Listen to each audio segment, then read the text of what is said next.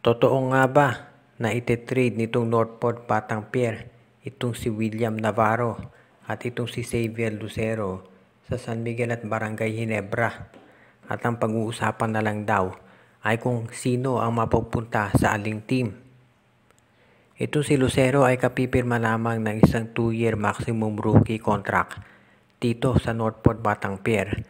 At syempre, ang usap-usapan ngayon, lumakas yung wings nitong Northport dahil meron kang Lucero at ang nagbabalik na William Navarro.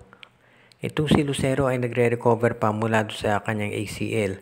At itong si Navarro ganun din, nagre-recover din. Pero walang duda na makaka-recover daw ang dalawa dahil mga bata pa sila ngayon. So kung titignan ninyo at kung mag-i-stay sa lineup niyan, ang ganda sana nitong Northport. Meron kang William Navarro, meron kang Xavier Lucero para makatulong dito sa front court nila. Maganda sana yung pampalit dito kay Jamie Malonzo na nawala at magandang complement ang nabanggit na players dito kay Arvin Tolentino. Yun nga lang, walang umaasa na magtatagal ang nabanggit na players dito sa Northport Batang Pier. Actually, maski si Arvin, napaniwala nga nila balik SMC yan eventually. So tignan na lang natin kung itong si Lucero at itong si Navarro ay mapunta sa San Miguel at Ginebra. Ang tanong ay sino ang mapupunta kay Rino? Ang balita dati ito si Navarro nakareserba na yan para sa San Miguel Beer. At itong si Lucero baka mapunta sa Barangay Ginebra. Siguro depende rin yan doon sa magiging performance ng dalawa at siguro dito na rin sa magiging estado nito si Jeremiah Gray sa Ginebra kung siya ay makaka-fully recover pa dito sa kanya mga sunod-sunod na injury. So kung sakasakali yan ang magdedetermina siguro kung saang team mapupunta itong si Navarro at itong si Lucero. Pero usap-usapan, either San Miguel o Ginebra ang magpipilian sa dalawang nabanggit. Sa ngayon, meron nang lumabas na balita na ito raw si Christian David ay bibigyan ng maximum na possible contract para sa isang rookie ng Blackwater. Hindi na ito nakagugulat dahil ever since nung dumating dito si David at nag-workout, maraming na-impress dun sa kanyang skills. At ang sinasabi nga nila, baka yan ay hindi magtagal dito sa Blackwater at eventually ay matrade din dito sa TNT, Meralco or do kaya sa NLEX Road Warriors. Marami din siyempre nanghihinayang at gusto nilang makita itong si David na naglalaro dito sa Blackwater. Dahil siyempre kapag nandiyan sa Blackwater, sigurado na magkakaroon siya ng maraming playing time at magbi-build up yung kanyang confidence. Pero malamang nga ganyan ang mangyari. Siguro baka 1 or 2 conferences bibigyan ng tsansa ito si David para ipakita kung anong kaya niyang gawin dito sa Blackwater. At kapag naging maganda performance ay dadali na siya dito sa TNT, NLEX or kaya sa Meralco. Sa ngayon kasi, sa height at sa skill level nitong si David, hindi na nakapagtataka kung bakit siya gustong makuha nitong MVP group dahil sa husay ng performance nito at yung potential niya nakikita rin nila. Marami nga nagulat nung sumali ito sa PBA draft dahil hindi talaga nila akalain. Pero ngayong nandito na siya, ay willing daw yung MVP group maski na ang Blackwater na mag-take ng risk dahil alam nga natin nagkaroon ng issue ito pagdating doon sa kanyang mga knee injuries. Pero ayon kay David, fully recovered na siya doon sa kanyang knee injuries. Kaya kumbaga, ready na siya na maglaro dito sa PBA. Sa ngayon, pagkatapos pirmahan yung maximum rookie contract, ang iintayin na lang natin ay yung magiging performance niya dito sa liga.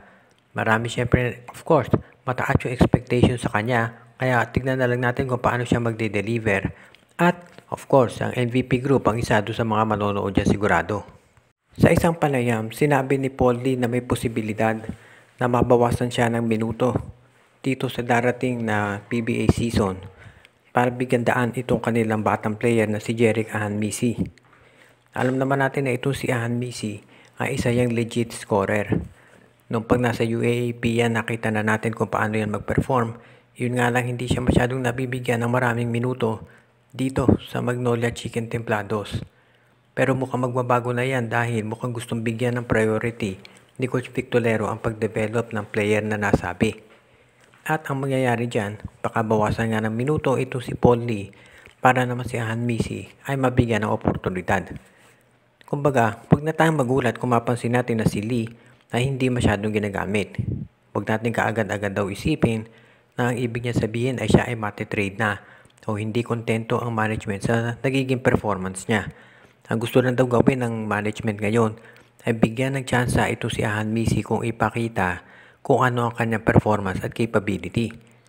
Siguro sasabihin ng iba parang tigiba naman sila ng posisyon. Shooting guard ito si Ahan Misi, ito naman si Polly ay point guard. Pero mukhang ang gagawin daw ng Magnolia ngayon ay parang interchangeable yung mga guards nila. Minsan nga kasi pinagsasabay ito si Lee at si Baroka at baka ganyan ang gawin ngayon. Gagawin din ba siguro point guard paminsan-minsan ito si Jerick o kaya naman ay iba't ibang posisyon ang gagamitin nila doon sa kanilang backcourt. Ang importante dito, mukhang gusto ni Coach Vic Tolero na bigyan ng pagkakataon itong si Ahan Misi para hindi nga naman nabuburo doon sa bench. Madalas nga kasi nababati ko sa itong SMC nakuha ng mga players na hindi naman nagagamit. So ito ngayon ang pagkakataon para dito kay Jerick Ahan Misi na ipakita na deserving talaga siya dito sa Magnolia Chicken Templados at kung ano ang kaya niyang gawin kapag nabigyan na ng playing time. Ayon dito sa Blackwater Bossing, mukhang may posibilidad na itong si Mark Pingris ay magbabalik dito sa PBA para maglaro. Ayon dito kay Dioseldo C, yung owner ng Blackwater, ang una nilang usapan, ito raw si Pingris ay magiging coach ng mga big men nila. Pero mukhang nag-bring up din sila ng posibilidad na itong si Pingris ay maglaro mismo para sa Blackwater Bossing. Hindi pa natin matitiyak kung ito ay kumpirmado. Ang kumpirmado dito, itong si Mark Pingris ay kinakausap na raw ng Blackwater at either magiging player siya o magiging parte ng coaching staff o pareho. Medyo interesting tong development na to dahil of course alam natin retirado na ito si Mark Pingris at matagal na siyang parte nitong SMC Group, alam natin yan. Pero ngayon ano kaya ang ibig sabihin nito? Lilipat siya sa MVP Group? Dahil alam naman natin na ang Blackwater ay kadikit yan ng mga MVP Group. So tignan natin kung ano magiging development dito kung si Mark Pingris nga ay magbabalik dito sa PBA at kung eventually mula sa Blackwater, baka malipat siya either sa TNT or NLEX o baka naman sa Meralco.